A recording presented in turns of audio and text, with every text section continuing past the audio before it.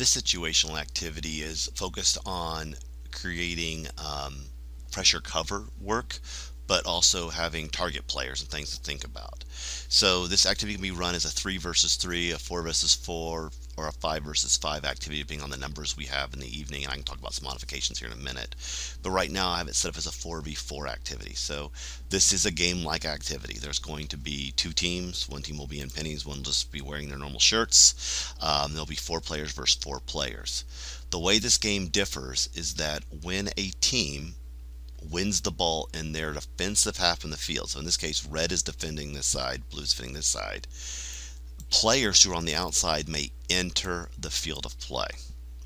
Do you see how this creates immediately who's got pressure and who's got cover? Because this player has the ball and they can now potentially use these players and attack. And so these two players have to decide what are they going to do. Um, so And then if these players have been on the field for blue, they have to get off the field again, anywhere off the field, close to sidelines essentially. And they can look to make this pass happen. So when the attack happens, they are looking to play the ball. I've got pressure, I'm dropping into cover essentially. And then what will happen is up to 4 players can enter into the attacking zone, and all 4 players can go defensively. But as soon as this ball is lost, so let's say the ball is lost here, these players can now enter the attacking zone, and the two players who came on for red have to get off of the field, as these players now are looking to make the change happen. Now, if we have more players, we may add goalkeepers into the space. If we add goalkeepers, we'll make the goals super huge. So that way there's still opportunities to score, and it's not just like somebody just barely standing there, but that way there's a super big space on it. If we have less players, we will make the field smaller, and we will keep the goals smaller, and we won't add goalkeepers. We have 3 versus 3. So what we're trying to do is there's always 2 players who've got to stay back. 4 people can join the attack once they have the ball going into it, and everyone can get back defensively once that opportunity comes. I just deleted my thing there. And so that's what we're trying to work on.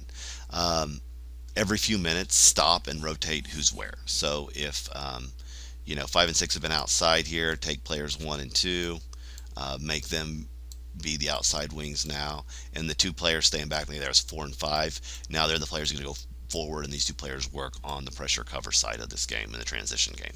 So just have an opportunity there to kind of bring people in. So you might say, like, we basically have 3 lines. You have your offensive line, who's going to get into the offensive half of the field and get back defensively. You have your defensive line, who's always going to stay in your defensive half of the field.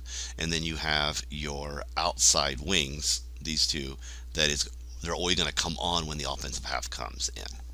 So hopefully that it kind of explains the activity and kind of what's going on. And I'm going to just make a quick through pass here. These players are coming onto the field. They're running onto the field.